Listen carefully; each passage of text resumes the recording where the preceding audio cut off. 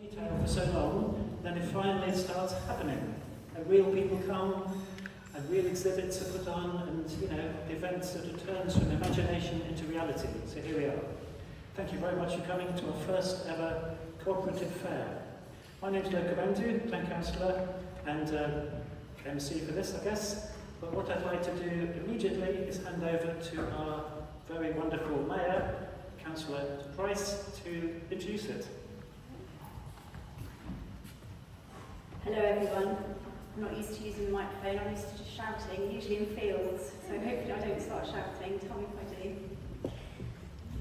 It's a real pleasure to welcome you all here today as we mark an important step forward for Glastonbury Town Council, which is our joining of the Cooperative Council Innovation Network. At its heart, the cooperative movement is built on a simple but powerful belief that by working together, sharing power and valuing every voice, we can create stronger, fairer and more connected communities. These principles, cooperation, democracy, mutual respect, are not distant ideas but something we practice through how we listen and talk to each other, how we make decisions and how we support one another. Here in Glastonbury they resonate deeply because this year, as Mayor, I have chosen 3 guiding themes: cooperation, kindness and community. Glastonbury is a richly diverse town. We do not always see things in the same way, but we can choose to treat one another with kindness, to listen and to learn from each other. Though our paths may differ, we share a deep love for this special place and hope for its future. This is the spirit of cooperation, not the absence of difference, but the willingness to work together through it. Cooperation asks us to move beyond working for people and instead work with people. Kindness asks us to lead with empathy and respect, especially when we disagree. And community reminds us that we are all part of something larger, that our choices shape not only our own lives, but the well-being of the town as a whole. By joining the Cooperative Council Innovation Network, we are making a commitment to deepen these values, to learn, to share, and to keep building a Glastonbury where everyone feels heard, valued, and able to contribute.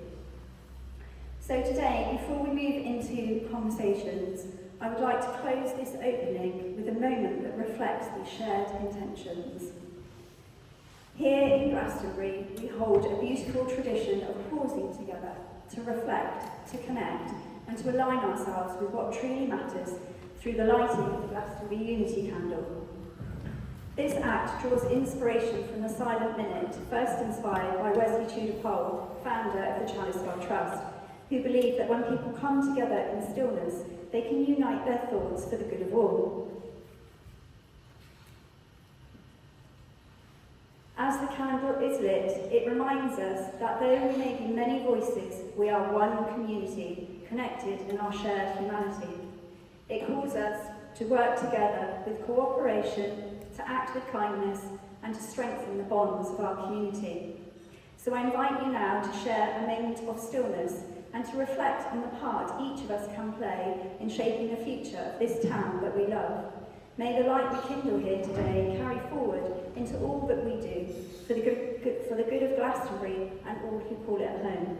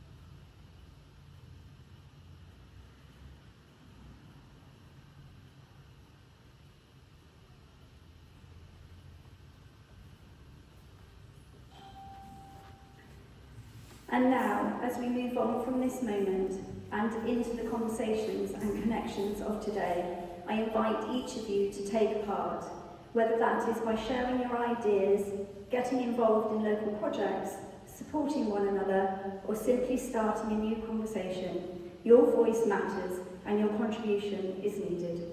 The cooperative council approach is not something the council does alone, it is something we build together.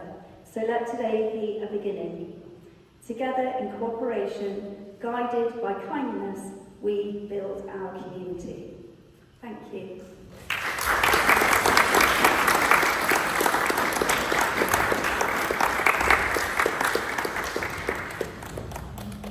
Thank you so much. Beautiful beginning. I'll just tell us quickly what we're going to do today, and then we will proceed with doing it. Before I forget, I should also say, alongside what's happening in here, we have a variety of stalls next door in the festival hall, where some of our local groups have set out their stall. So anytime you wish to, go next door in the festival hall, have a good look, particularly in the 2 coffee breaks, or tea breaks, or water breaks, whatever, which we'll be having. So first of all, we're going to have a short poem called This Beautiful Idea, kind of the idea of cooperation. Then 3 short talks, which I'll introduce when we get there. Then a break, and then what we're calling the cooperative carousel. Each of these 10 tables will become a particular theme, and you'll be invited just to walk around, choose a theme that interests you, find out who's on that table, sharing that theme, that interest, and just kind of dialogue to see what's going on in the town.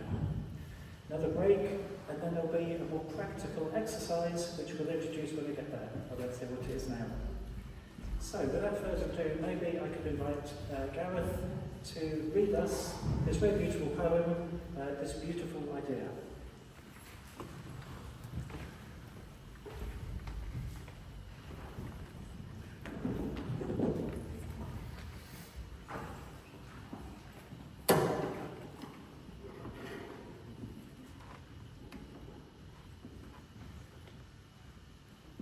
Thank you, Local Bandu, and hello all. I'm going to read a poem today that has been commissioned and written to mark Co-op's fortnight. The poem is by Tony Walsh, and it celebrates the Rochdale Pioneers. The Rochdale Pioneers were 28 artisans who, fighting poverty, came together in 1844. They opened a shop on Toad Lane in Rochdale, initially just selling 4 commodities: flour, oatmeal, sugar and butter. And they started and came together with a founding set of principles, including profit sharing, dividends, democratic structure and being member owned. Those principles and those Rochdale pioneers laid the foundation for today's global movement, with approximately 10% of the world's employed population working in co-ops and 12% of the world's population belonging to a co-op. This Beautiful Idea by Tony Walsh. From poverty and drudgery they came. They rose as one, with skills to match ideals. Ignited by a visionary flame to trade in change and sell a brand new deal. With equity, democracy and fight for training so that folk might help themselves. Show unity, community has might, with goodness, fairness, hope placed on shelves. With honesty, equality for all, stood principle. These principles unfurled till hundreds, thousands, millions heard their call. Cooperate and we can change the world. And now 1 billion members standing tall. Across the globe, united, how we've grown. We're national, international, one and all, our own. Our ownership lifts up our own in times that test our strength to show we care. 2 letters here, no better. Spelling co. Cooperatives, communities that share, communicate compassion. Co-ops show this simple, noble, beautiful idea. Your neighbour is your comrade, is your friend. For this, we toast the Rochdale Pioneers with love perhaps their greatest dividend.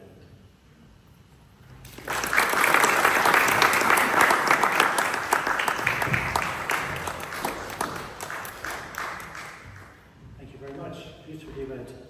So now we're going to have 3 short talks, kind of informing us maybe a little bit more about the cooperative movement, these billion people worldwide referenced in the poem. And I'd like to start by introducing Graham Jeffrey, who is the chair of the board of our local cooperative, the Radstock Cooperative. Radstock's a few miles away, but it runs, I think, 23 local shops, including our one on the High Street. So before he speaks, I'd just like to do a little survey. Who here has shopped in our local co-op? I think that's pretty unanimous. So let's welcome Graham Jeffrey. Thank you very much.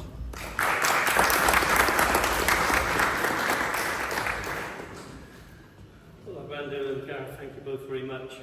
You've stolen a bit of my presentation, actually. I don't know how you did that. But first of all, thank you to Glastonbury Town Council for the invitation of inviting the Radstock Cooperative Society to your meeting. I'm proud to be involved in the beginning of Glastonbury's cooperative journey and to support this important initiative. It's encouraging to see local people and organisations coming together to explore how cooperative values help shape the future of the town. A little bit of history, which I'm going to repeat. The modern cooperative movement began in 1844 with Radstock pioneers, 28 working people who came together to create a fairer way of buying food and essentials. Their principles, fairness, honesty, democracy, mutual support, became the foundation of the cooperatives across the world. Today there are 1 billion, as I'm repeating what's been said, 1 billion cooperative members worldwide, and millions of cooperatives in every sector imaginable. The movement has always been about people working together to improve lives and strengthen communities. A little bit about Radstock Cooperative Society, locally known, I hope, as Radco. Radstock's history. We were founded in 1868, less than 30 years after Rochdale, and our principles were the same. I could expand on that, but I won't, because that's very local and I don't think necessary. It grew out of a mining community in Somerset, where working people wanted access to affordable quality goods. Like many cooperatives at the time, it wasn't just about food, it was about dignity, fairness, and giving ordinary people a stake in the economy. Over the decades, the Radstock Society has expanded, adapted, and modernised by the values, but the values have remained the same. Today, Radstock is still an independent cooperative. We have 23,000 members, and that's Radstock Cooperative Society. We have approximately 400 plus employees, an annual turnover of £55 million. We operate 22 community convenience stores. We have a 1,000-acre farm with a herd of 900 milking cows that produce 33,000 gallons of litres of milk per day. We also have property interests. Unlike many businesses, we're still owned by our members and we're governed locally. A little bit about Glastonbury. We are proud to have a presence in the Glastonbury High Street and to be part of your community. Our store is part of our commitment to local communities, to keeping town centres vibrant. We are proud to support local causes and community projects.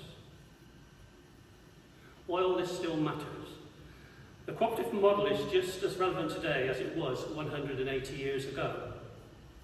In a world where many decisions were made far away from local communities, cooperatives keep ownership, accountability, and benefit local. That's why events like this matter, because they keep those values alive. The cooperative movement has always started with people coming together.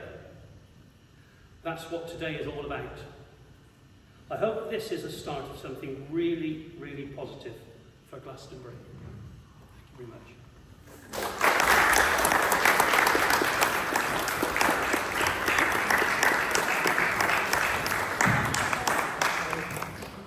Thank you very much, Graham.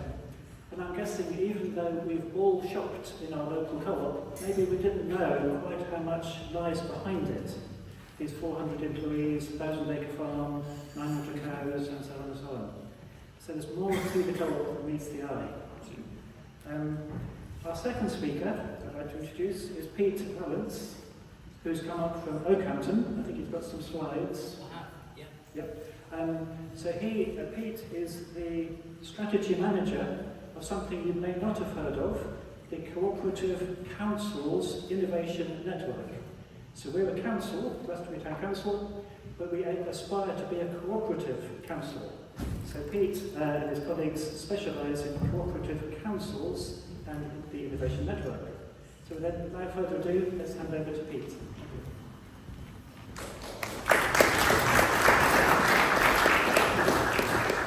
Thank you. I think also the word that we're here to celebrate is innovation as well. So there's not a lot of councils that are actually out there, starting their initial journey by doing something like this.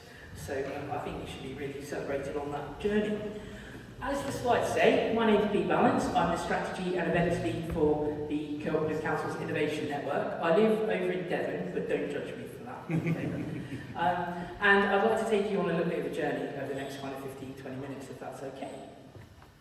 Probably got to stand this side because if you do, we could do next slide, please. Yeah. So, starting it all off, in terms of our membership, our membership splits into different categories. So these councils on this board are what we call our full members. So they're big local authorities, districts and boroughs, and counties from across the UK. You'll see places as big as Liverpool, right all the way down to Medway. Plymouth is in there from the southwest, Birmingham. So these councils represent nearly 12.5 million citizens, and they have an annual budget of £20.9 billion to spend. If we go to the next slide, because this is the one that you're on, we have associate members as well, and they're town and parish councils in the UK. They're also groups that might be in opposition, so a group might have tabled a motion to become a cooperative council, but it didn't work, it didn't pass, so the party in opposition will become an associate member in their own right. This is a really exciting slide for us, this category, because as local government reorganisation comes, there will be more and more councils that are coming down the line through this. And that's where Glastonbury is actually in a really pole position where you can be innovative insofar as sharing your experience of what it was like to go through local government reorganisation and how you're still going through it. Because the key thing here in local government reorganisation is how do you power up and power down? So it's not about the council or the county taking on all the services, it's around the quality services being delivered at a local level. You also see on here, we've got parties, like the Cooperative Party in the South West, the Green Party over in Shropshire, and so this is an ever-growing group, and it's a level of local government that we really, really want to grow across the UK. Next slide. But also, our members also include affiliate members. So these are cooperatively minded organisations from across the UK. You've got people like Cooperative College, which is obviously changing how it delivers its services, through to locality. Greenwich Leisure is one of the biggest providers of leisure across the UK. So these are affiliated organisations that are cooperatively minded who want to work with you and us as councils. So yeah, 44 full members, 28 associate members, 45 affiliates and 23 supporters. So you can be a supporter in your own right and be part of the network and understand what we get on with. We've mentioned the word a lot already today, but people are what make cooperatives, they make community, and you heard it in the poem. And so really, we're going to go through the next few slides just to kind of explain a little bit more in detail in terms of what makes us innovative and what we do. But these are a group of councils, like yourself, who are action focused. We're based across the UK, and we're also part of the local government family.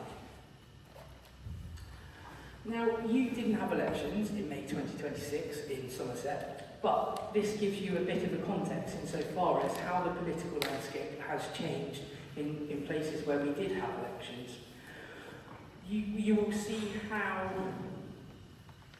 between Labour and Conservative, they managed to lose 50 councils between them. And you will see a patchwork of colours for different parties. So when we talk about cooperation, in terms of where we are in local government, it is never, never more prevalent the need to work together. Because you will also see the amount of councillors who make that up. It's not a two-party thing anymore. You know, it's a cross-spectrum network of people who need to work together at a local government level. This is a bit of an interesting one here. So the grey box, this is no overall control. So there's no majority party. So we've got to form collaborations, coalitions to work together to deliver. That's really quite exciting when you've got the Cooperative Councils Network in your name. Next slide. But also as part of that, we were impacted from the network. So our two chairs of our Values and Principles Board and our Executive Oversight Committee, they were impacted in the local government elections. So Millie was deputy leader at Brent Council. She didn't get back in. And Jim Robbins up in Swindon, although he was re-elected, he wasn't continued to be the leader of Swindon Borough Council. So from a Cooperative Councils Network point of view, we've also been impacted, and we're looking to nominate people. We're looking for nominations to join our boards. So really, we're here to talk about three things today in terms of the first bit was around the need to build consensus. So one of the biggest things around building consensus is actually starting talking to each other. And by seeing people in this room today is really, really important. So the first strand of what we kind of want to share in the information and the support that we give is how do we help upskill councils to have the habits and structures that help people find the common ground. So we're not going to be right every time, but how do we ensure that we reach out and engage with different groups and ensure that we have a strong voice from the ground up? The second element is around the community wealth building. So how do we keep the money local? How do we ensure that we use anchor institutions, we use procurement practices?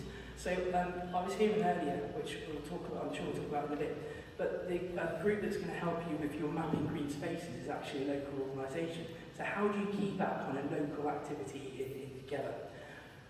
We've heard also from Radstock, one of the most local employers, providing support and employment to people who live and providing goods and services. It's a fantastic story around community wealth building. Having their own farms, it's that whole principle. And then the third piece is around cooperative placemaking. So that's around ensuring that communities are at the root of what councils do when they engage with people and deliver. So there's no point going in and having a predetermined idea about what you want to happen. It's really important that you have a plan to ensure you engage along the way through. And that will make sure that it reflects the local needs and the strengths and ambitions of your town or village or neighbourhood. So when it comes to cooperative placemaking, these are the kind of things that you as a council could look to do. In terms of the second one down, establishing a cooperative development. I'm just going to lift it up. Hopefully I'm not with sweat patches. Forgive me for that. Establishing a cooperative development network. So, starting tonight, this is what can be started a network. It doesn't have to, just because it looks like a grand name, it doesn't need to be a grand thing. It just needs to be people connected and talking to each other. Committing to engaging the community in decision making, including participatory budgeting. So we talked earlier about mapping Glastonbury. So the details on that wall over there is how people are going to start talking to each other and also to the local groups about how do we get participative budgeting going. How do we promote a circular economy? How do we ensure that co-ops are part of the solution? And how do we ensure... Was that touchscreen? Oh, I won't touch it. How do we ensure that assets are transferred downwards as well? But acknowledging that we can't let local authorities at county levels off the hook when they hand over assets. It's got to come with appropriate resources so that we can deliver it. So it needs a plan behind it. Next slide. So we've been working on a project called Co-op Places. It started off as a response to the Pride in Place initiative. So you might have heard across the UK there's over 250 locations that are going to get £20 million, serving neighbourhoods. And what we worked up is what's the cooperative element of something like Pride in Place? So when we talk about setting up the board and the democratic governance, how does the local authority ensure that it has a genuine authority and how it provides support to that neighbourhood board? Because these neighbourhood boards that are set up as Pride in Place are not supposed to be part of the local authority. The local authority is there to enable local activities happening. Shared ownership. How do councils start facilitating giving over those assets, working with the communities, finding those cooperative solutions, which can be through land trusts and other co-op enterprises, to actually start helping to deliver services on the ground? Because councils can't do it themselves, and as residents, you know what you need most, but what we do need is the jam in the middle to help make it happen. I think Alex might talk a little bit about that in a bit. But, you know, to get a co-op going, it does need a lot of support. Inclusive participation is really, really important on this. So when we talk about this is around how do we reach hard to reach groups. So we can go out and say, well, we've done an exhibition, we held it in a hall, we've done our competition. No.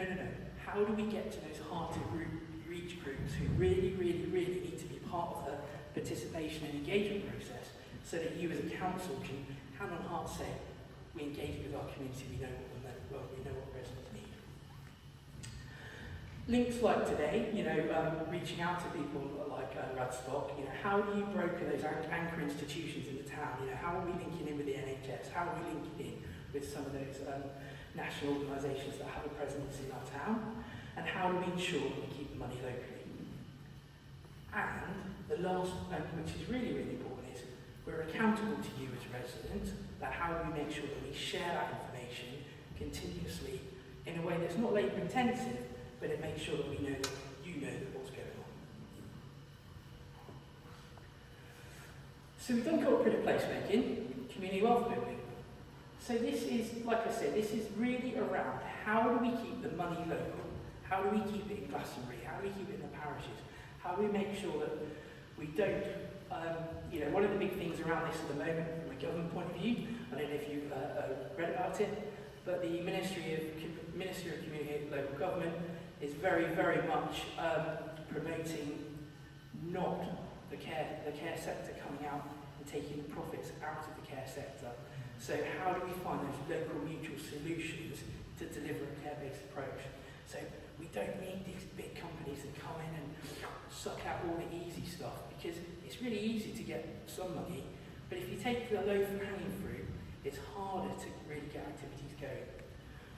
So we've done local institutions, and there's other things there. So really championing local employment schemes, championing local offers as well. So you've got the Somerset bus table out there. So how do you provide those local solutions? And one of the main things is keep on thinking about it. How can we continue, and how can we make our services even more local than what they already are? One of the things also that we support in the Cooperative Councils Network is projects. So we have two levels of projects. One is around our policy lab. So we look at the government priorities, and then there's an opportunity for members to collaborate. So this is part of our innovation, is we have members collaborating to identify an issue, tackle it, document what they did, and there's a budget of about £10,000 to £20,000 for our members to work together on that. But also, if there's a smaller project that you're doing at a local level, there's an opportunity to apply up to £2,000 of funding to just help document and profile the activities that you're doing. So 2,000 is never going to deliver everything, but it's going to provide a great support to showcase what you're up to. So part of our members' funds go into paying for that, and so that's part of the kind of cooperation as well. And these are the kind of things that we have come up with in the past. So there are various reports and toolkits that you can find on our website. I'm not going to take through each one individually. But as part of the Cooperative Development Toolkit, there's a list of about 40 case studies all in there. There's a whole kind of report around the cooperative approach to net zero. We've got a kind of a social value toolkit, so when we talk about procurement, it's there. But even a council in Scotland, they had some funding that was used to help document how they included art as part of their community consultation process. So this slide here is just part of the outcome of that. We also, on the back of the Cooperative Development Toolkit, we have, there's a whole kind of process and support around if you're looking at a cooperative solution for your council, you might want to take on a service, you might want to take on an asset. There's a breadcrumb trail in the form of a toolkit that is actually available on that as well.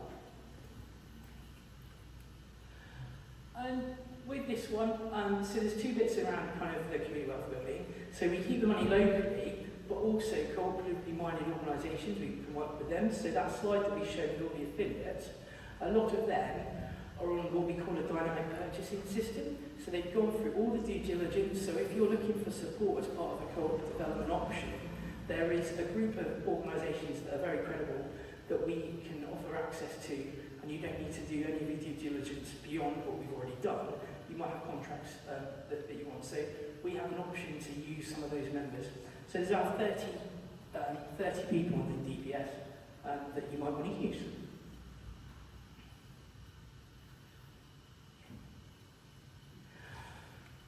In terms of how we started, back in 2012, these three reprobates, so, well they might be. So can anyone tell me who any of these people are? No? Okay, so the one on the left at the moment, he's your Minister of Housing, Community and Local Government, Steve Reed. The one on the right is Baroness Sharon Taylor. She's the Parliamentary Under-Secretary for Housing, Communities and Local Government. And Jim McMahon, he was, he's not in the current administration, but he was part of the DEFRA ministry. So what you can see, these three members, when they were council leaders, so Steve was over in London, Baroness Taylor was down in Stevenage, and Jim was up in Oldham. When they were councillors, they got together and like, how can we get councils together to talk about cooperative options? So that was back in 2012. They obviously look a little bit different now, but in terms of now is our moment. You know, these people are placed in places which we talk about, and if we can't make the doubling of the cooperative economy in the next 2 years, I don't think it'll be really hard to do. So we're really well placed when it comes to kind of local government options as well. I'm not going to dwell on values and principles too much because obviously Alex may take us through that in terms of his bit. But when it comes to the Cooperative Council's Innovation Network, we have our values and principles. That's not just the colour on the slide. We actually, each one of these principles has some bullets next to it. That's too small for you to read right now, so I'm not going to read it all out either. But on our website, you will see the kind of things that we expect from a principle point of view. So when you sign up to become a member, this was online as well, so things like democratic engagement. We'll support the active engagement of a full range of residents in decision making. Innovation, we'll embrace innovation in how we work. So there are 10 principles. If we go to the next slide, because I think this one's the most important, is our last one. As a membership organisation, we'll make the statement of our principles operational by cooperation amongst our members, openness of membership, co-production of our work, which is what we talked about, being action focused, so that's delivering on those projects, being membership based, and being non-party political. So we are cross-party, we're not an individual party or anything like that, so when it comes to right now, the moment is the time is now. If you go online, you'll see 600 stories on our case studies of things that our council members have got up to. So I'm not going to go through each of them today, but go and have a look online. So things like community energy, active inclusion, community development, that you can toggle them. So there's loads and loads of stories because some of the best things that have happened are already out there. So what can you as a council do? So things like playing a central role in tackling the climate emergency, looking at what it means to become a fair tax council, making sure that we pay the real living wage, signing a modern slavery charter, encouraging co-op innovation within your teams and their solutions, identifying a cooperative champion as part of your council. It might be a member or it could be an officer, but I think you're on the path of that. But one of the really interesting ones we're working on at the moment is looking at care experience as a protected characteristic. And Swindon are leading on that project for us at the moment in terms of raising the profile. But that's where people in care are actually one of those protected characteristics that we can support, because there is a lot of research out there that shows that people who've had care experience get a bit of a bad deal. So how we can raise the profile of that and support them is really, really important. And this is the last slide. So you are at the front of LGR. You know, you're going through it, you've been through it, you're kind of coming out the other end.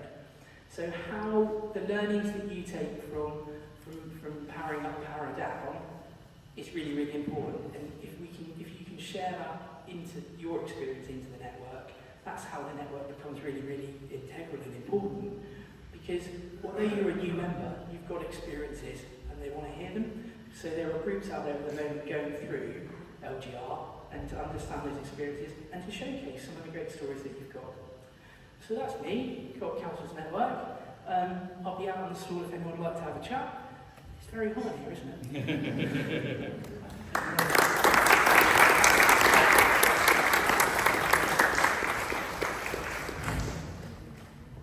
Thank you so much. LGR, for anyone who doesn't know, I think it's local government reorganisation. And the website, I can tell you, is councils.coop. Couldn't be simpler, could it? Councils.coop. So, third and last speaker, I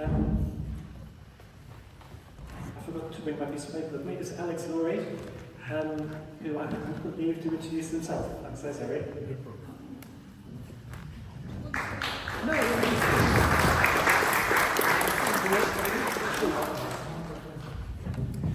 I'm Alex Laurie. I am the lead development worker at Southwest Cooperative Development, which is going to leap onto the screen at any moment. And we run the main co-op development body covering this area.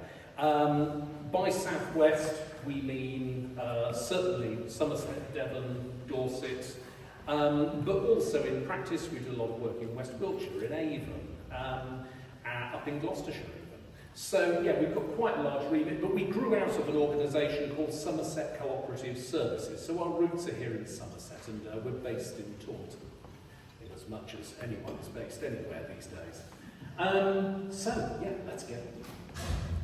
So we were hearing earlier that cooperatives are guided by a set of values and principles that go all the way back to the Rochdale pioneers in the 19th century. And over the years, they've been polished and updated and refined in the 1930s and in the 1970s particularly. And so what we have today is very much a modern update of those long-established, tried and tested principles. They open with a statement of cooperative values.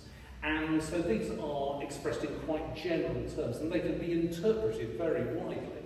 Self-help, self-responsibility, democracy, equality, equity, solidarity. And there's the ethical values: honesty, openness, social responsibility and care for others.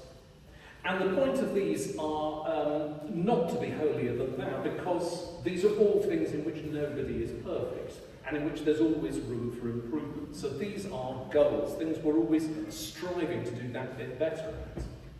And it's very important because it makes a really solid basis for trusted partnerships. As a cooperator, you can ask yourself, does this person share our values? Well, then maybe we're going to be able to work well together. And it's also a signal to people outside the co-op movement that, it's safe for us to enter into some working relationship with cooperatives and cooperators because they're guided by these values, which are extremely useful things to know about a partner in the world of business. And I think it's also about having a social license to do business. Cooperatives thrive in large part because they are trusted more than other businesses. And this ethical basis and this shared set of ethical values is a really important part of the reason for that. So let's move on. So from the values, we move on to the 7 international cooperative principles.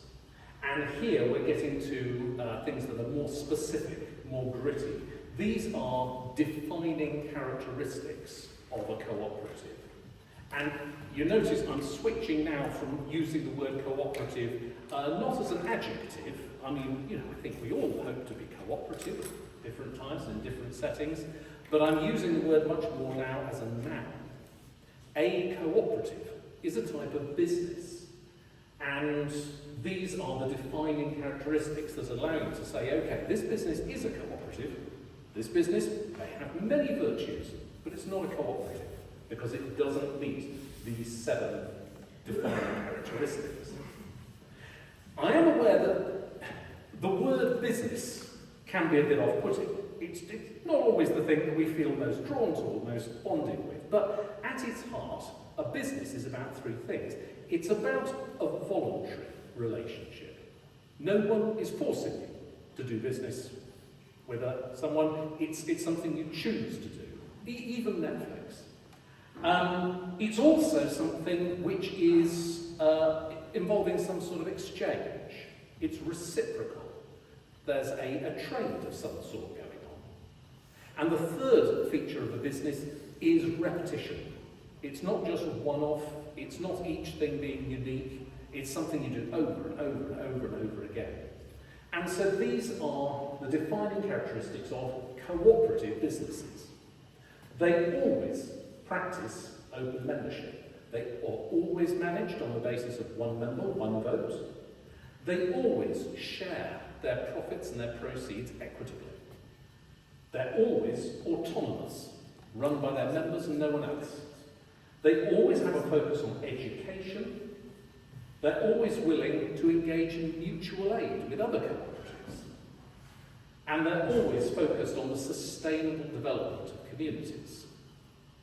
Sometimes these principles are actually visible in the governing document of the business. Certainly the first 3 principles are typically quite explicit in the rules of the articles of the business.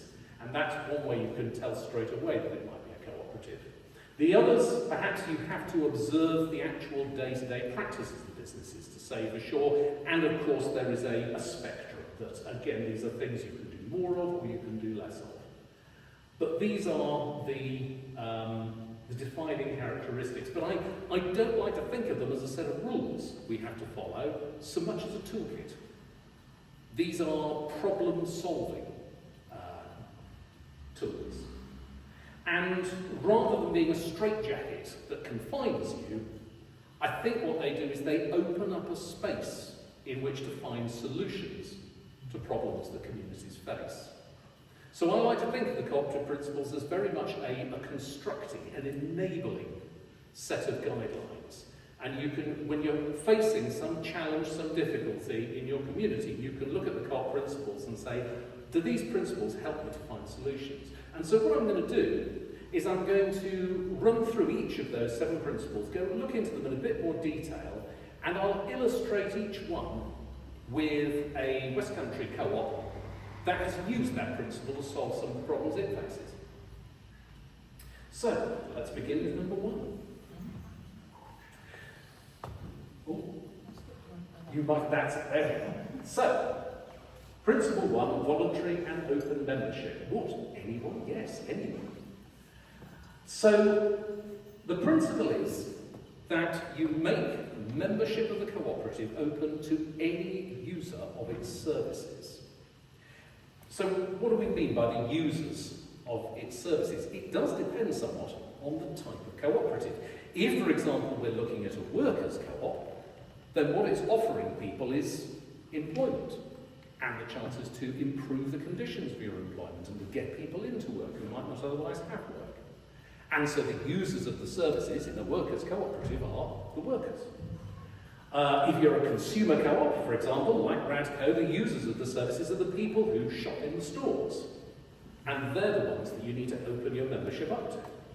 If you're a housing cooperative, it's tenants. If you're a community cooperative, it's residents of a local area, and so on. And there are many, many different types of co-ops emerging from the different relationships that people have and the different needs that co-ops are setting out to meet.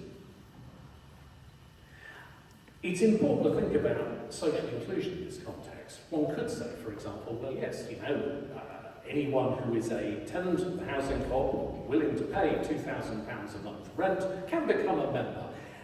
That's not so inclusive when you consider that relatively few people can afford that kind of rent. So the extra question that a co-op needs to ask itself is, have we come up with products and services? Are we meeting the needs of our users in ways that are inclusive, in ways that anyone has the chance to benefit from? So there's also a question about, sometimes it's not entirely clear, you might have more than one purpose. So for example, a small shop, for example, might be there to serve its customers, but it might also be there to improve the conditions of employment of people in retail. And so you might have a multi-stakeholder cooperative that is open to both the customers and the workers. And I'll come back to that in a bit more detail later on. The other thing that is, I think, implicit in open membership that does need to be spelled out is that it is an anti-discriminatory position. You're really seeking to serve the whole community, and you're wanting to be inclusive to people irrespective of their characteristics. And it's important, I think, to remember that this has to be an active position. It's not just about saying, well, we don't actively discriminate. It's about saying, well, have we reached out to every part of the community? Have we identified any barriers that might be stopping people with some characteristics from getting involved? Have we made our position of openness really clear to everyone?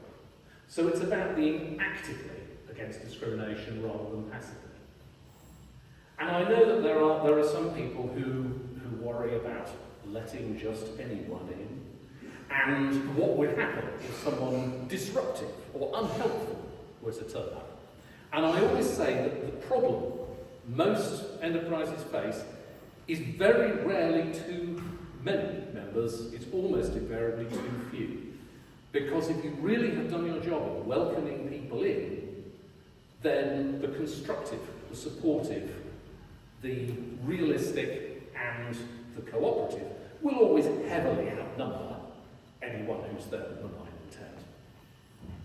So generally speaking, to solve your problems, bring in more members. Don't try and cut people out. So let's have a look at a case study to illustrate this. The Ecological Land Co-op is a fine little co-op which kicked off here in Somerset and now has sites all over the West and even in Wales. It's based in Bristol now, and it purchases agricultural land, secures planning permission for people to live on the land, and in that way creates affordable smallholdings. If you want to enter farming as a new farmer, it can be a huge cost barrier to doing so. And particularly if you're favouring low-impact forms of agriculture, which tend to be perhaps more diverse, more labour-intensive, it's really important to be able to live on the land as you work it. And you can imagine the cost of a farmhouse and farmland. It's not something you can support on a farm worker's income. So the Ecological Land Co-op set out to create affordable smallholdings, and now it has more than 20 dotted around the south, and it is a multi-stakeholder cooperative in which staff, investors and tenants could all join. And a really key factor in its success early on was inviting smallholders who had experience of low-impact agriculture but weren't themselves going to be tenants of the land co-op to join as members and contribute their experience by participating as members, and in some cases, serving on the board of directors.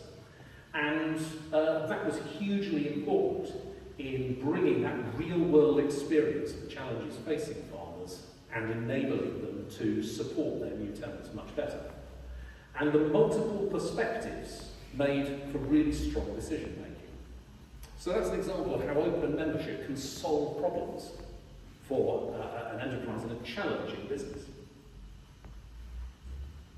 So the second principle is democratic member control. One member, one vote. Now, there are a great many co-ops that are organised as collectives, and all the members come together and all the members participate in every decision. But beyond a certain size, I think it's fair to say that becomes increasingly challenging. So a great many larger co-ops will elect a governing committee, board of trustees, you'll sometimes hear it referred to. I tend to use the phrase board of directors, but it amounts to the same thing, a leadership team. But the point is that those directors are all elected, and every member has an equal vote in electing them. Now, achieving your goals in a co-op requires high-quality decision-making, and it requires widespread enthusiasm for them. So you're wanting, firstly, a leadership team that is diverse, that represents the full spread of views among the membership, because otherwise you may not carry the membership with you in your decisions. And you want to spend some time trying to get those decisions the widest support they can get. Consensus decision-making is favoured by a lot of co-ops, and a process that builds support and includes different points of view in a decision will make for a stronger decision. So let's have a look at a case study for that. So I wear another hat. I am a director of GoOp, which is aiming to become the UK's, in fact, I think the world's first cooperative train operating company. And in 2024, we managed to get to the point of securing approval for a track access contract from the Office of Rail and Road, which is not an easy thing to do. We haven't been able to implement that yet. We have struggled to get the investment that we need. But to be honest, it cost a lot of money to even get to that point. I think we had invested over £500,000 just to develop the idea, just to prove that a cooperative could run rail services in Somerset and Wiltshire. It was obviously a problem to us that we were going to need to get a lot of investors from all over the country to support this. There was the danger that the people who would actually be using the trains, that their voice would effectively be drowned out. And even more, the staff. We only expected to be employing, say, 20, 30 people, and there were going to be hundreds of investors. So how did we ensure that the voice of our key stakeholders was heard? What we've got is 3 classes of membership. And following co-op principles, the investors who don't actually use the services of the cooperative are limited to no more than 25% of voting rights. So they can protect the value of their investment, but no more. We don't let the tail wag the dog. Instead, day-to-day control is in the hand of 2 other classes, workers and passengers. And within those 2 classes, they participate one member, one vote, but we balance the strength of each to compensate for the fact that one just has fewer people in it.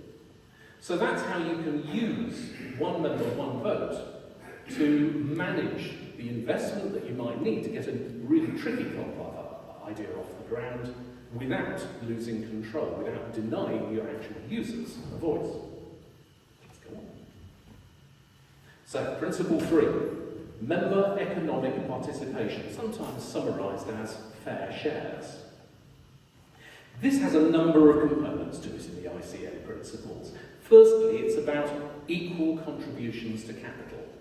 So when you're trying to get a new co-op off the ground, when people are putting in capital, you're not asking some people to pitch in more than others arbitrarily. You're saying, look, there's a basic threshold which is low enough for anyone who reasonably could want to be part of this to contribute to. We make it possible for people to get involved, but we will raise enough capital to get our business off the ground.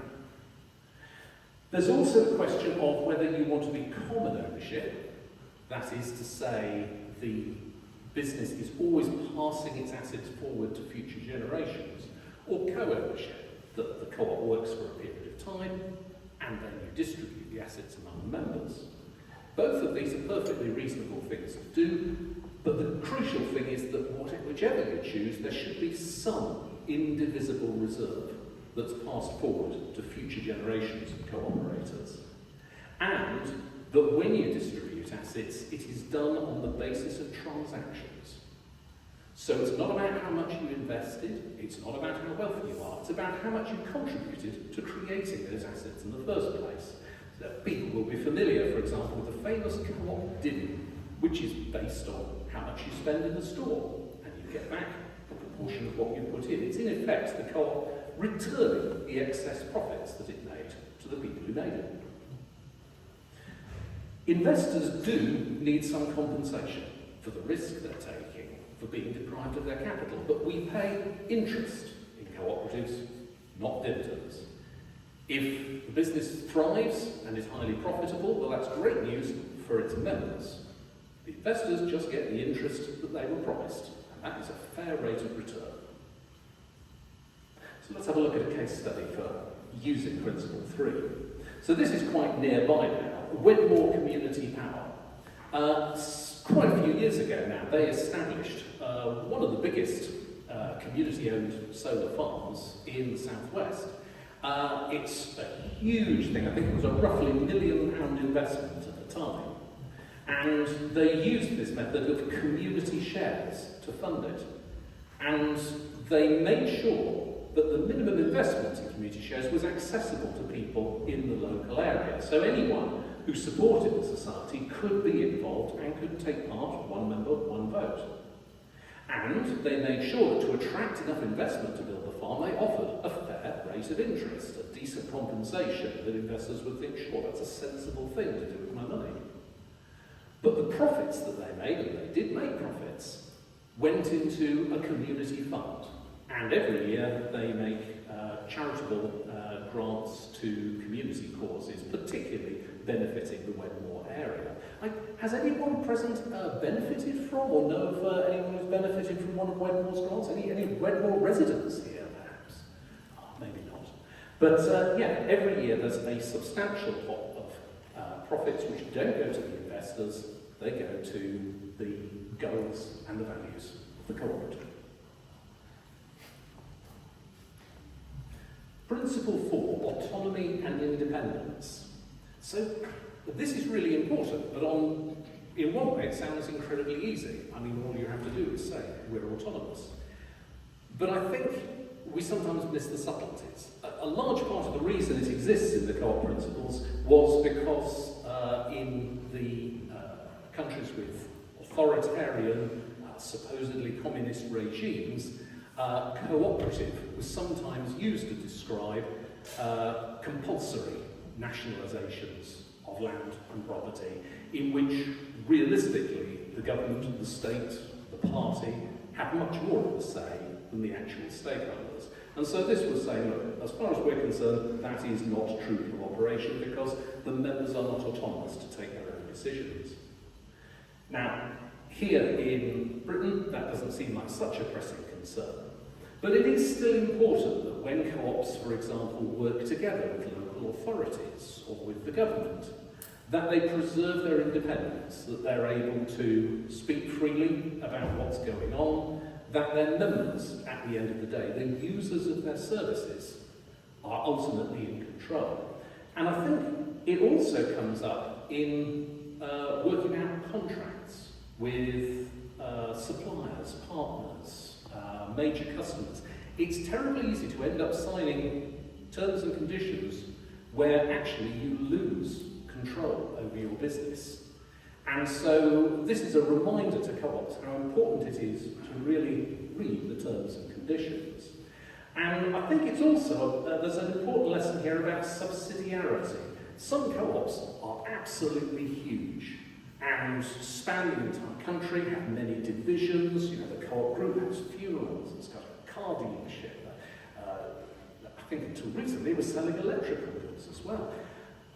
And the thing is, each of these areas and each geographical area have their own membership.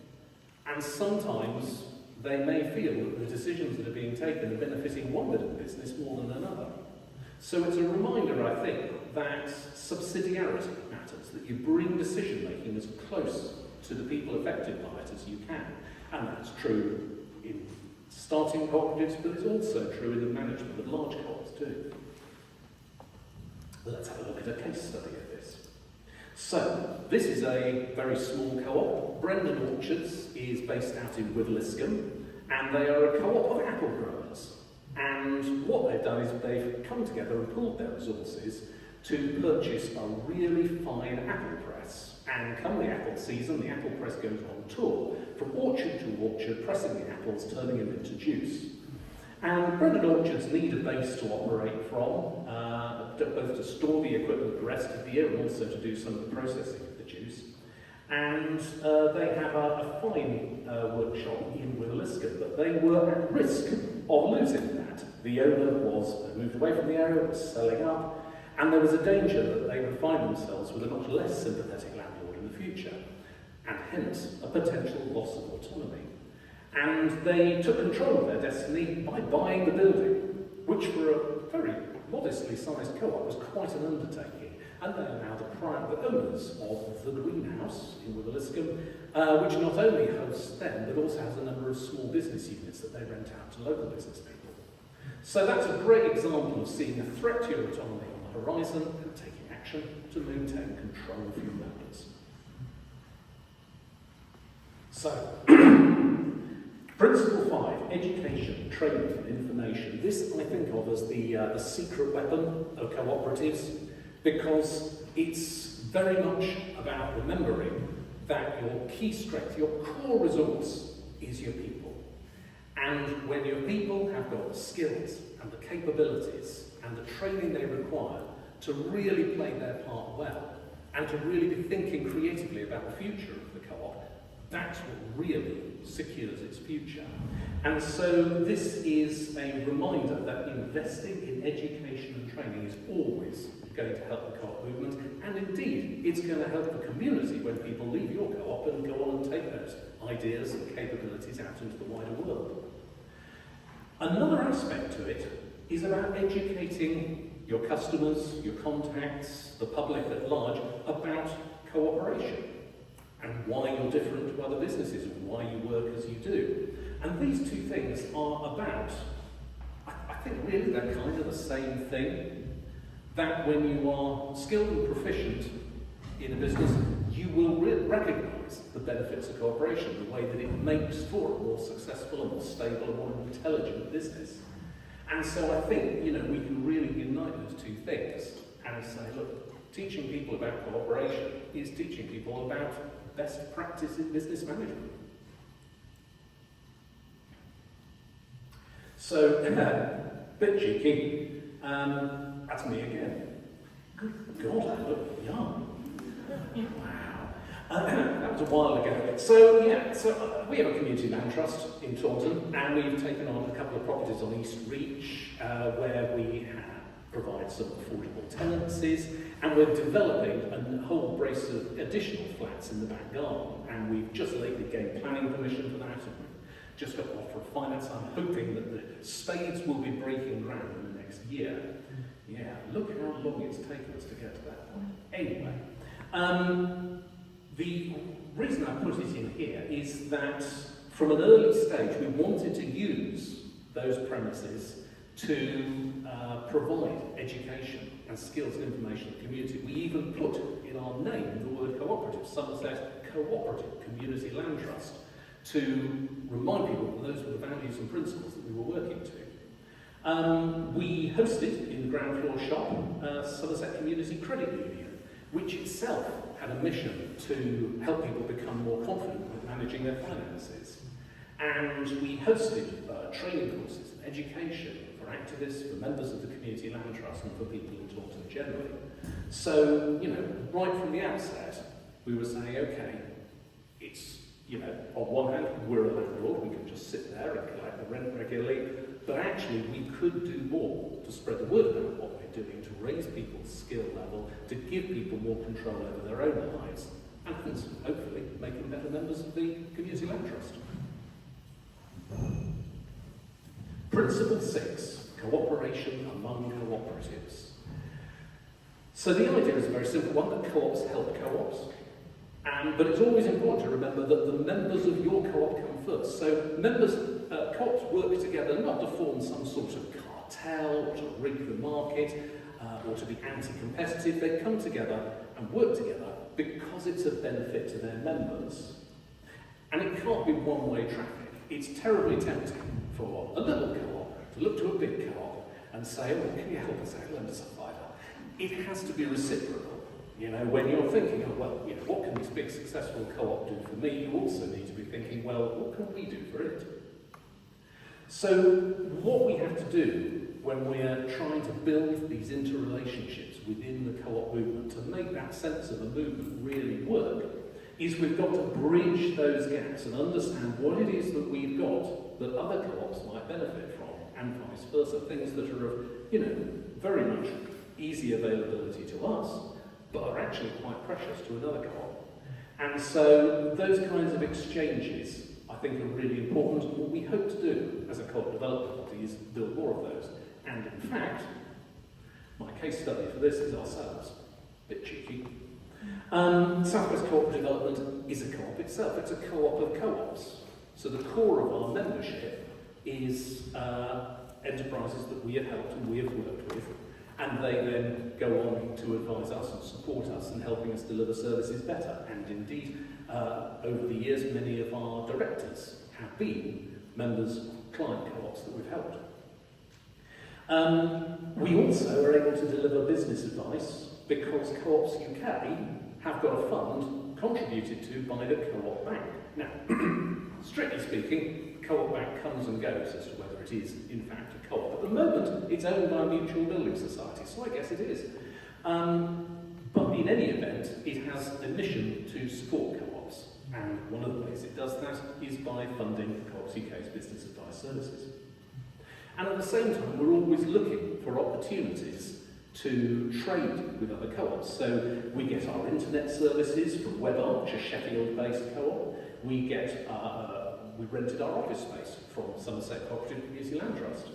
And our telecoms, our mobile phones, are supplied by the phone co-op originally, later Mid-Counties, now our co-op. And in each case, we've done this not because, oh, it's awfully expensive and not very good, but they are a co-op. We've done this because we've looked for and identified places where working with co-ops gives us good value for money. It's of benefit to our members. And the other thing that we do is to use Creative Commons licensing to make sure that when we're creating information, it is available to other cooperators to make use of freely. So, Principle 7. The last of the principles are also the most recently adopted. Concern for community, and very often with an emphasis on sustainability. I think one way to look at this is it's about risk management. We see an awful lot of businesses that are frankly casual about their impact on the community, a little reckless in terms of their impact on the environment, maybe overly committed to fossil fuels. And those businesses ultimately are soaring off the branch that they're sitting on. They're exposing themselves to huge risks. The cooperative movement is much more cautious, and it reckons that if it takes care of the community that ultimately supports all business, then that puts them in a much safer position. So it's a nice synergy between doing the right thing, but also doing something that puts your business in a stable, long-term position. At the end of the day, all business depends on social capital and ecosystems. Wouldn't exist otherwise. And so investing in that and putting something back is no more than good, sound, sensible business practice. Obviously, it is always subject to short-term pressures. And it is undeniably hard to measure, but recent developments in social impact reporting and social accounting have given us the opportunity to share with our members real statements of how much we've been able to do for the community and compare from year to year whether we're doing better or doing worse, and then our members will judge if that is acceptable performance or not. And I think that's really good practice for any co-op. So let's have a look at how Bridge Farm Housing Co-op contributed to the sustainability of their local community. So this is a new housing co-op, so a co-op of tenants, and they're renovating barns near South Petherton. And they are they've been through a lengthy process of securing planning permission and getting really detailed designs for how they're going to do this. And they are taking care to use eco-technology, heat pumps, solar power, insulation, to make sure their impact on the environment from housing is as low as possible, and making sure that there is plenty of affordable housing so that the local community gets the long-term benefit from it. So I think it's a great example of how the cooperative meets the needs of its members, but also taking care to support the local community and show that concern for community in practice. So, summing it all up, co-ops are businesses, but they're the nice ones. They solve problems for tenants, consumers, workers, communities. A good way of getting a co-op off the ground is to look at a model that's worked elsewhere and copy it. But there's plenty of room for using those co-op principles to stimulate your creativity and find a completely new business model. Fundamentally, it starts with a team, and I have seen co-ops emerge from the inspiring leadership of just one or two people, and I've seen co-ops emerge from large groups of people coming together.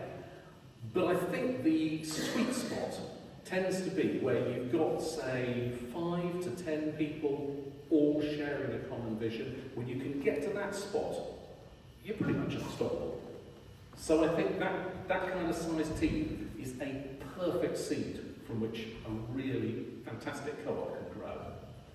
And South West Co-op Development is here to help, and whatever stage of the process it's at, whether it's a concern in the community that's yet to really sort of find its cooperative solution, or whether it's a bright business idea that you really want to see flourish, we'd love to hear from you, and we'll help you in whatever way we can.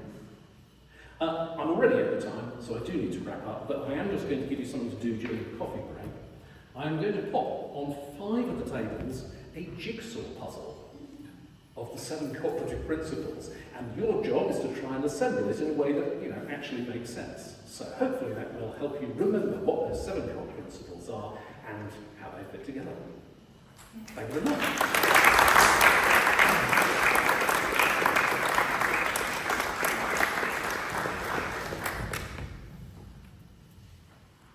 Thank you so much to all 3 of our speakers. I think you'd agree it's a rich feast we've been treated to.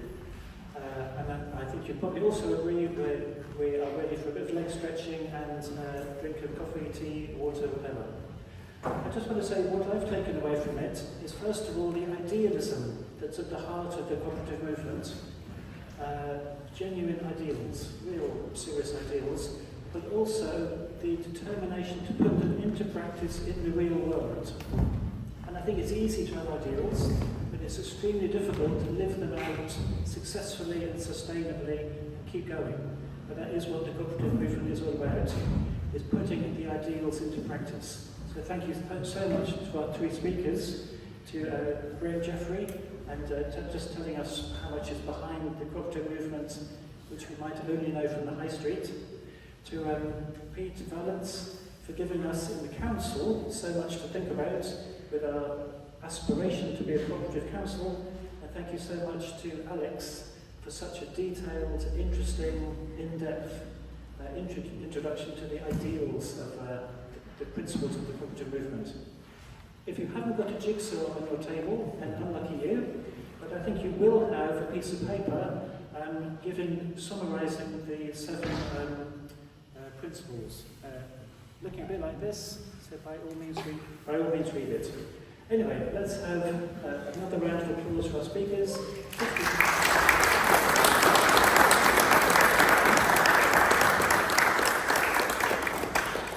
15-minute break, and then we'll come back, and what you'll find on the 10 tables is a notice, a bit like this, where each table will have a theme. So find a theme that speaks to you, and you'll find people at that table who know what's going on in Glastonbury about that theme.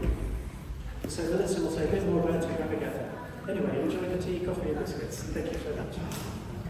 Since it's so hot, we're going to close the carousel now, and I'm going to go straight into my talk, which is 15 minutes about Glastonbury Town Council's Pioneer Project, addressing developing a green spaces strategy. So, and then after 15 minutes, you'll have another chance for a break or go home and go dinner at half of ice.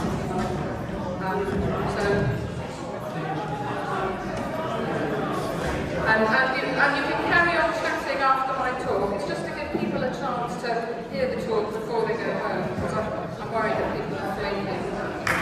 I just want to say I really appreciate you all coming here in this heat.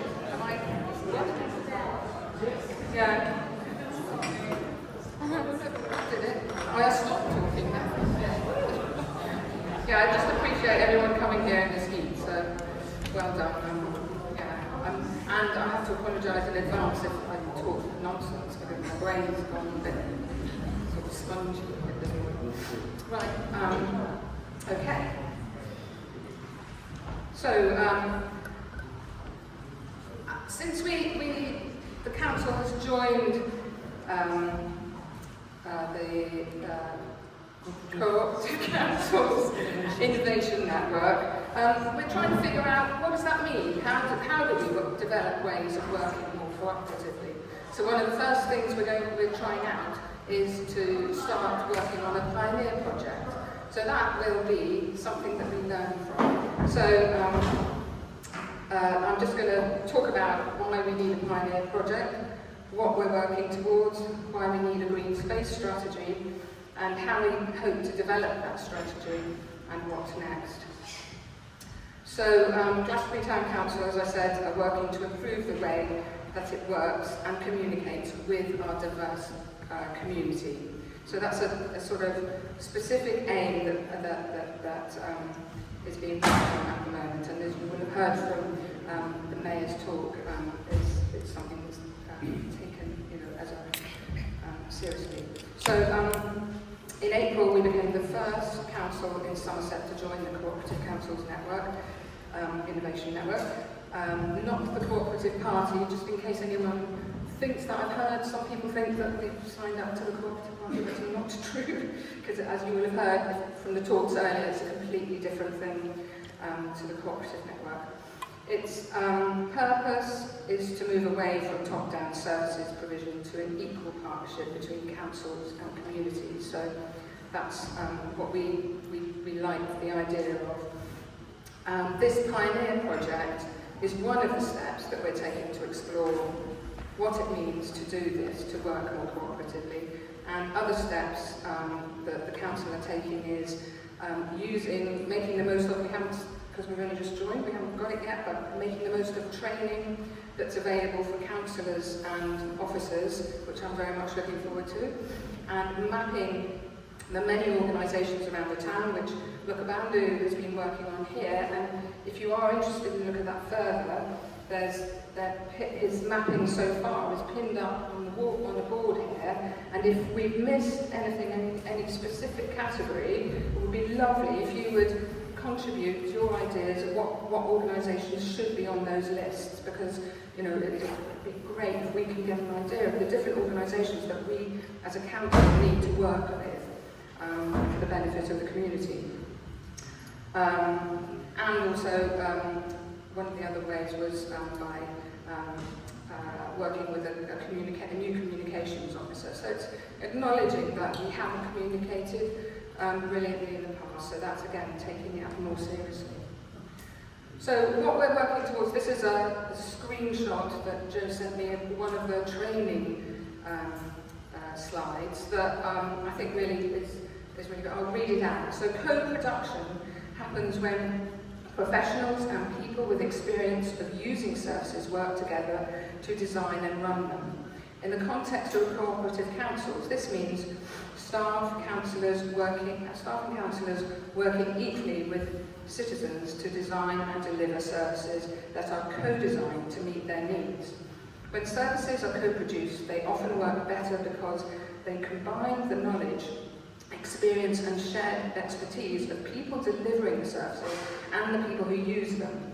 Services that are co-produced create a greater sense of ownership in the people using them, as service is more likely to reflect what people actually want rather than what the professionals presume they want or need. So I think that's the shift in the way we want to work towards working like that, basically. So why do we need a green spaces strategy? In June 2015, Glastonbury became the first council in the UK to ban the use of glyphosate and switch to non-chemical methods of weed control in all areas used by the public. And there's a copy of my kind of report on how that's gone so far up on that board if you're interested, or I can send it to you if you want. I think it's on the website as well. The Glastonbury Neighbourhood Plan consultation is running from June 22nd to August the 2nd, and includes questions about all green spaces in the town, as well as loads of other issues. So I would encourage you to look at the Glastonbury Town Council website, and there's a link there to taking part in that. Somerset Council devolution means that Glastonbury is now responsible for more land, and it's hoped that a green spaces strategy developed with the community will help to ensure that the spaces are managed in a way that is practical and everyone is happy. Obviously, you know, green spaces are something people feel quite strongly about. Some people want them to be wild and nurture wildlife. Other people want them to be tidy. They think wild places look messy. So everybody has different opinions. So it's working with. I thought this would be quite a complex topic to address. So this is just a map of some of the green spaces that are talked about in the neighbourhood plan, but they're not necessarily ones that are owned or managed by Glastonbury Town Council. Those are all the green spaces that the neighbourhood plan will address, and there'll be things written into it that protect those spaces or determine how they should be used. So you can contribute to that already. So this is, oh no, that's the one. Damn. Well, you can see a better one up there. Damn, that's really annoying. So if you could see the better one, there's some spaces that were already, hang on, I'm really sorry, I'm going to just quickly find the other slide because that's really annoying.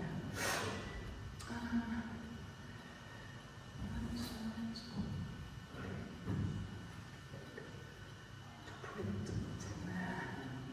Display printing, green spaces, map of green spaces. Okay, let's open that. There we go.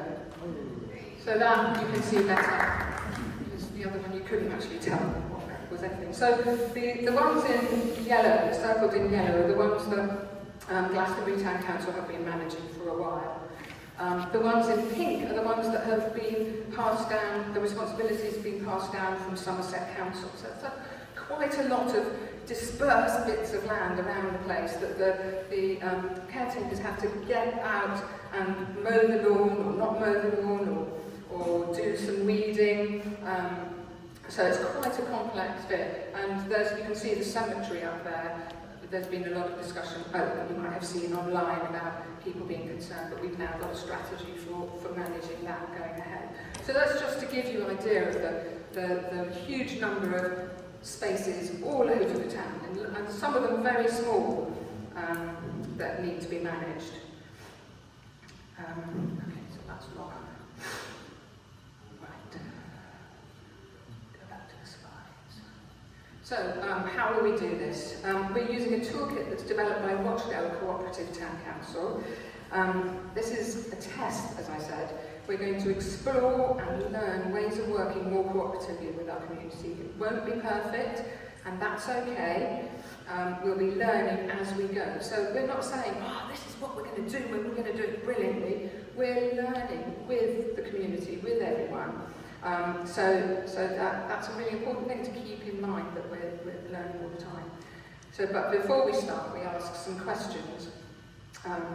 When and why, how and who do we need to work with? So this, you can't read it, but this is the toolkit that we've been working with. So this addresses the when and the why, who the main audience is, what do you want to ask, what do you aim to influence, what do we already know, what else do we need to know, so things like that. Then how, what level of engagement is needed, who will be delivering the engagement, what is your methodology of engagement, what's the resources, and what support you need. So it's just kind of digging down into that. So that's the first step, we'll be exploring those and setting a strategy.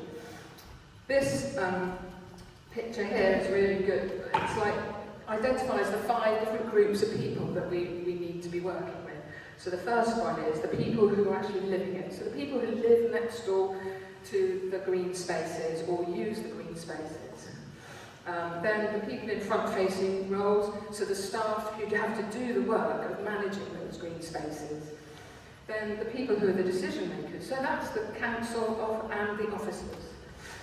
Then people who are subject experts, so we're talking already with other councils who have developed a green spaces strategy, people who might know what's the right weeds in the right place, what grass, what wildlife can be supported, and at what times of year are the best. So getting some sort of more subject-specific experts involved. And then lastly, the people who respond informally or as active citizens. So that might be everyone else in Glastonbury. It might be organisations who are on here and have an opinion about how we should be managing green spaces. So that's a lot of people. So we probably won't be able to reach every single person in Glastonbury, but the idea is that we get a good spread of these different people.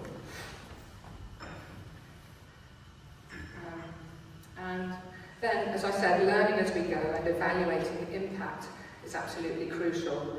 So we're reviewing, has it been beneficial for those involved, what action now needs to be taken, and once the action has been taken, what can you capture and where can you where can we share that with people who may not have been involved, but to explain and further afield, as we heard before, sharing with other councils, sharing with other cooperatives, and also what will be important is building an ongoing conversation with the community so that in the future they feel able to tell us, okay, no, we're not happy with this, we want that, or we really love this, or maybe we want to take ownership of that bit of land ourselves, or maybe we've got a really great idea for something. So keeping that, it's not just a fixed thing, it's an ongoing sort of live process, ideally. So, to be genuinely inclusive and cooperative means that we co-produce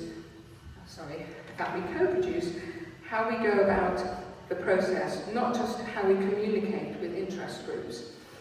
Young people are really important users of our green spaces, or certainly should be, and notably parks and play areas. So we're delighted to be working with Children's World to help us co-design steps 1 and 2. So I'm going to ask Angela, and I've forgotten your name, Chloe, to come and share a bit about how, we've only just had one conversation so far. So Yes. It's very brave of you to share your thoughts with us. Thank you. Thank you. Hi everybody. I'll give you, for those of you that don't know me and don't know Children's World, just a very brief introduction. So Children's World was founded in Glastonbury in 1981, and Children's World's core mission is to provide educational, creative and social benefits for all children through drama workshops and play, with a very special focus on supporting children with special educational needs, disabilities, those that are facing social and economical challenges. We firmly believe that when children are having fun, they are at their most open to learning, growing and thriving. A huge part of how we achieve this is through our youth committee. This committee is built on a truly cooperative foundation. It's all about empowering young people of all abilities, especially those who might otherwise find themselves excluded or left without a voice in society. By putting them at the steering wheel, they work together to shape our projects, build confidence and actively guide the future of our charity. Because cooperation is so deeply rooted in what we do, we warmly welcome the Council's commitment to a cooperative engagement. We see this as a genuinely inclusive, forward-thinking way of working that ensures all voices in our community are valued and heard. Children's World is incredibly keen to get stuck in and involved with this initiative, so many of our vital community activities and family events are delivered directly in the venues and outdoor spaces across Glastonbury. However, under normal circumstances, utilising these spaces comes with a significant cost to a charity like ours. If we can work together to improve and open up our green spaces, aligning them directly with the actual needs of the local community, it gives Children's World a much greater scope to reach out, connect with and support the families who need us most. We very much look forward to collaborating with you all to make our community spaces more accessible, vibrant and inclusive for everybody. Now I would like to pass you over to one of our extraordinary members of the Youth Committee. She's been with me right from the very beginning and is a fantastic advocate for the charity, and she would like to share her views on supporting the Council with this initiative.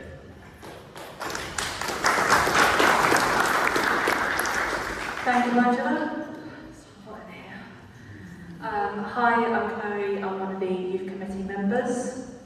Often we don't get to say what we want, so it's great that the Council is asking us to be in at the start.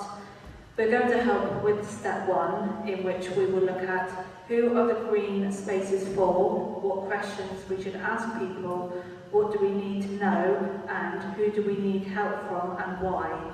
And then, in step two, we will ask, how can we include everyone's ideas? How can we be fair to people with different views? And how can we show that we've done a good job? We want to be really creative too, so perhaps we can do some arts events in the park to attract people and show how important they are as community spaces. And it would be great if we can do some nature art and information boards to invite everyone to love our green spaces too. Thank you. Thank